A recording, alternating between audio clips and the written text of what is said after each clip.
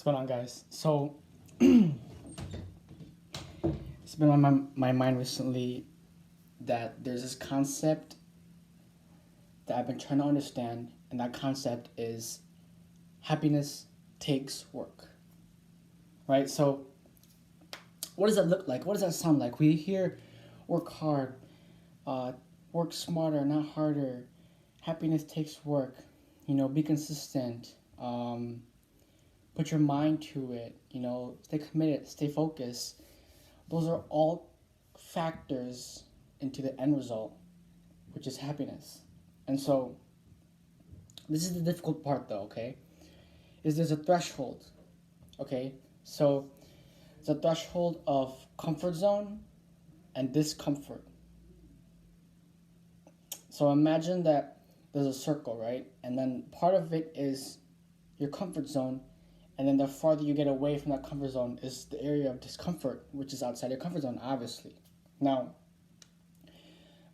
there's a whole Instagram page called Seek Discomfort, and they're kind of through this brand an idea of seeking discomfort. Now, this okay, so I'm uncomfortable. I'm in discomfort, quote unquote. Now what? So here, discomfort is where the real growth happens. Discomfort is where growth happens. So how I see it is the more uncomfortable you are, the more discomfort you are experiencing, the higher your happiness will be. And let me explain. So recently I've sort of been struggling in my own personal life and my own life with getting out of this circle, this box, this trap of comfort. I need discomfort to grow. I need discomfort to feel alive, right? You ever hear those sayings, when someone's like dying, they're actually feeling more alive. So I'm not going to say dying because none of us are on that brink. What I'm going to say is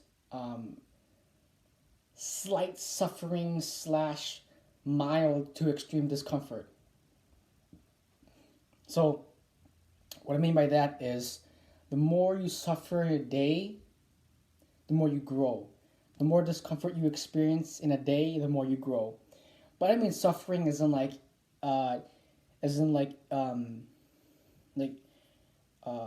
suffering from an injury or suffering from a mental issue. What I mean is suffering is in self-discipline, as in you don't want to do it, but to get the results you want, you have to do things that you don't want to do. Does that make sense? So that's what I mean by suffering, is doing things you don't want to do to get the results that you want, if that makes sense. So what I'm saying is this. The more you suffer, the more you experience discomfort, the more happiness will be brought into your life. How do I make this easier to explain? Like this. Where the real growth happens is where the discomfort is. Where the real happiness happens is where the discomfort is. So, let's say someone wants to exercise, and their comfort zone would be like 30 push-ups and 30 jumping jacks, and then that's their comfort zone. They know they've been doing it for a while. They know it's not that hard. It's not that scary. It's not that discomfort. It's not that uncomfortable. They're not gonna mildly suffer or be mildly discomfort. Slightly suffering, mildly discomfort, lots of discomfort. What I'm trying to say is push your boundaries, get out of your comfort zone, because that's where the real growth happens. That's where the real happiness takes work mantra comes into play. So think about it this way. So instead of doing 30 push-ups and 30 jumping jacks, they're going to push it. I'm going to push it to 50 jumping jacks and 50 push-ups. Now that's scary, that's suffering, and I'm going to grow from it because it's different from my old comfort zone. Different from my comfort zone of 30-30. Now it's discomfort because I have to challenge myself and push myself, and I'm suffering a little bit. I'm feeling discomfort by going to 50 instead of 30-30. Does that make sense? So what I'm trying to get at is, in a day-to-day basis, I feel like for a lot of us, we go through a little bit of a hard challenge, and then we come back immediately to our comfort zone. So if any of you know who Ed Mylett is, he talks about identity. And identity is the temperature of which you live your life. So let's say you're a 75-degree house with a thermostat. If the window's open, the house will get colder. The thermostat kicks up. That's you firing up. You've gone through a hard time, challenging time, and you're gonna crank up to go back from down here 70 degrees back up to 75 because that's where your comfort zone is. That's where your identity is. Now let's say your business is going really well. You're really hot. You're out of your comfort zone. Oh no, you slowly over time bring it back down to 75. You were 85 before, but now you're back to 75. It's the same exact thing with the comfort zone, where the degree of your life is also your comfort zone. Does that make sense? So, for a lot of us, challenge is scary. I understand that. But what happens is when we go through a little bit of a challenge, we immediately go back to our comfort zone. Like this, for example. I'm trying to learn how to beatbox, okay? And there are some sounds that I'm trying to learn that are very difficult. What happens is I'm going to go to the unknown, I'm going to practice a little bit of the new sounds for 20 minutes, but oh no, it's discomfort. My body doesn't like it. I don't like it. I'm going to go back to what I know and to my familiar beats, to my comfortable sounds that I'm used to versus practicing the stuff that I want to get better at, but I have to do the things I don't want to do to get the results I want. You see it? And so there's another rule also called the 80-20 rule. And it's like this. Spend 80% of the time on the 20% of the things that you don't want to do to get the results you want. Then spend only 20% of the time of the 80% of the things that you can already do and you know how to do. And that way you're spending the majority of your time on things that you want to get better at, on things that you want to overcome, on challenges that you want to get through. You see what I mean? So, seeking discomfort, pushing yourself past your comfort zone will allow you to suffer a little bit every day. Be discomfort. Have a little bit of discomfort every day. Mild discomfort, mild suffering. And in doing this, what happens is you are growing as a person. And for the mantra to life, happiness takes work, we can add on to that and say that by you suffering a little bit every single day, growing is living, right? So the more you grow, the more you live. But if you're at the same comfort zone every single day, you're not growing. You're either growing or dying. And if you're in your comfort zone every single day, you end up dying. Not physically, but I'm saying is that you as a person, instead of growing, the only way from up is down. So the only way to grow is to push past your comfort zone. Seek discomfort. Be uncomfortable. Suffer a little bit every day. That being said, there's another person named Bart Kwan. I've quoted him before. Now, Bart Kwan is super awesome. He owns Barbell Brigade in LA. He has a wife, has a kid. Amazing person, super funny, super inspirational, works hard, owns a business, extreme athlete. He's awesome. One of the quotes he talked about is, just what I'm talking about, is minimal versus maximum effort. So, let's say your minimal effort would be 5 push-ups and 5 jumping jacks. That's your minimal effort. Okay, and your maximum effort would be 25 push-ups and 25 jumping jacks. Okay? But check this out. It's over time, if you do 25 jumping jacks and 25 push-ups every single day, your old maximum effort becomes your new minimum effort. Right? So 25 is your maximum. As you continue to get better and better and better, that becomes your new minimum, and then your new maximum becomes 50-50. Just like we were talking about earlier. And so all of this ties in with suffering every day, seeking discomfort, seeking mild discomfort, mild suffering to grow. The more discomfort you have, the more happiness you will receive. And let's talk about that for a second. I don't mean superficial happiness from the outside. I mean internal wealth. I was thinking about this earlier and talking about wealth and money. For me personally, what I would rather have is for me to be Materialistically, okay, mild. I'm not rich. I'm not flexing cars. I'm not Rolex, have gold chains. But mentally and emotionally and spiritually, I am wealthy to the 100 millionth degree. Super happy, super wealthy, versus having a lot of money, a lot of riches, and being emotionally poor. What I'm saying is, emotional wealth is the reward. When you go through discomfort, when you suffer a little bit every day, when you push yourself, when you achieve a new maximum effort, when you achieve a new minimum effort, um, when you're pushing your identity, when you're raising the temperature of your life, all of it, the reward is emotional wealth. Who cares about the physical wealth?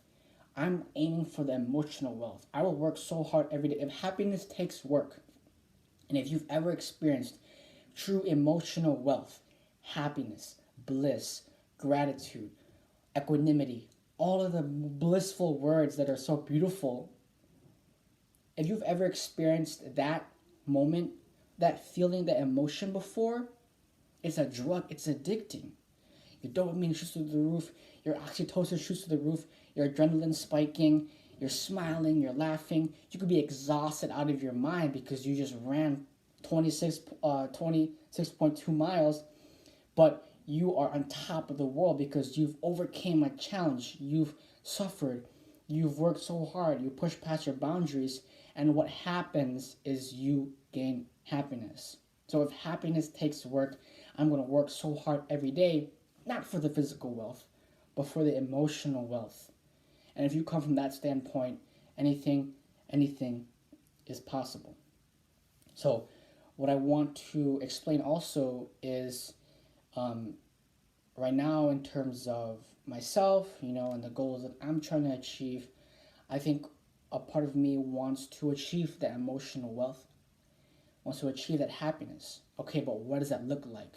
Like, well, Sean, if I work so hard every day and I go past my comfort zone and I push myself and I suffer a little bit every day, what am I getting out of it? Well, think about it this way. Whatever work you put in, you understand that it's going to um, level up yourself.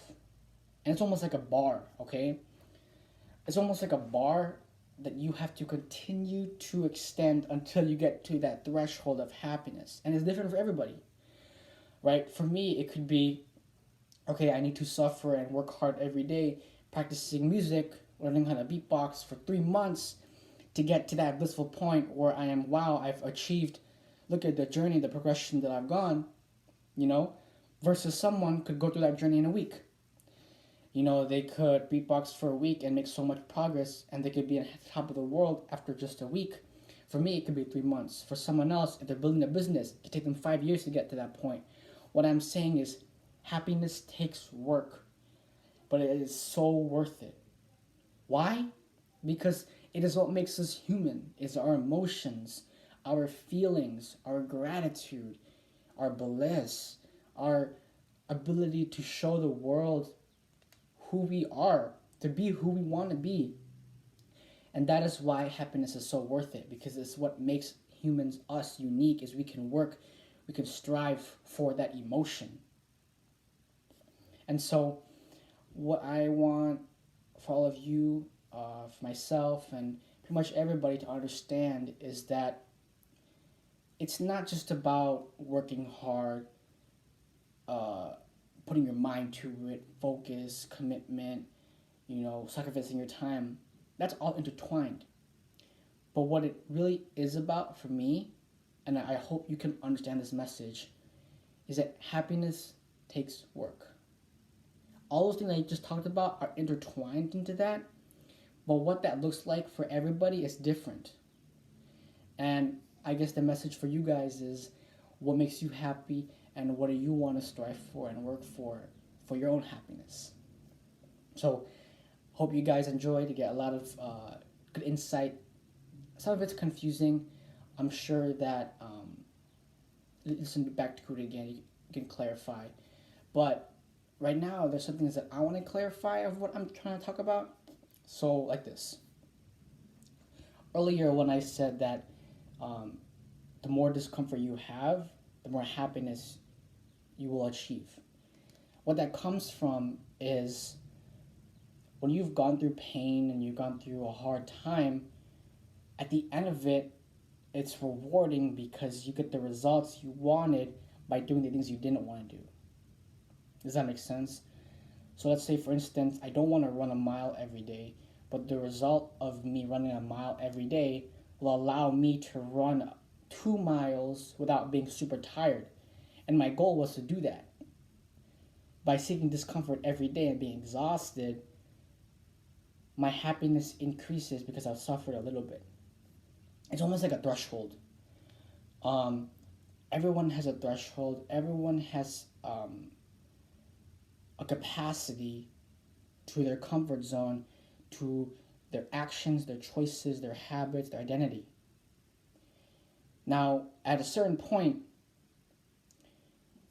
right here, this is where we are right now. This is the threshold. At a certain point, the meter can go up, but it doesn't reach the threshold. Or it can go down, but it doesn't reach the threshold. And what happens is your body and you as an individual would go back to the equilibrium of the threshold. Now what happens is, what if you're at the top of the threshold? If you really want to grow and you want to expand as a person, you got to skyrocket and break that threshold. Because what that does is it creates a new identity for yourself. You've broken past the comfort zone barrier. You've seek discomfort. You've suffered. And that threshold gets broken. And then the threshold being here is now even bigger before. Up and down. Now, Sean, why would you say up and down? Well, think about it this way. The harder you fall, the even higher you can go. And the higher you go, the harder you can fall. So discomfort, or your comfort zone was here. By suffering, you expand it, changing your identity, changing your habits, changing your patterns. And then you're stretching your identity. You've broken past your comfort zone, your threshold, and you are a new person, new identity. But how do we get there? It is so difficult. It is so difficult. I'm having such a hard time breaking my bad habits. Such a hard time breaking that threshold. But let me tell you this, it is so worth it. Because you will have the highest of highs, at the same time the lowest of lows. Well, Sean, why would you mention the lows? If you've never had a super low time, you would never know what that is compared to a super high time. If you're always in your comfort level, there's a little bit of lows and a little bit of highs, but you're in your little safe threshold. Get out of that safe threshold. You're never going to experience those super highs that you want in your life if you stay in your comfort zone. The real growth happens when you break out of your comfort zone, when you suffer every day, when you go through discomfort, when you're uncomfortable, when you change your identity, when you work for your happiness, right? So this time for real, I'm going to close off. You guys hang in there. We're all toughing this out. And I just want to say thank you for watching my video. Hope you guys enjoyed, and take care.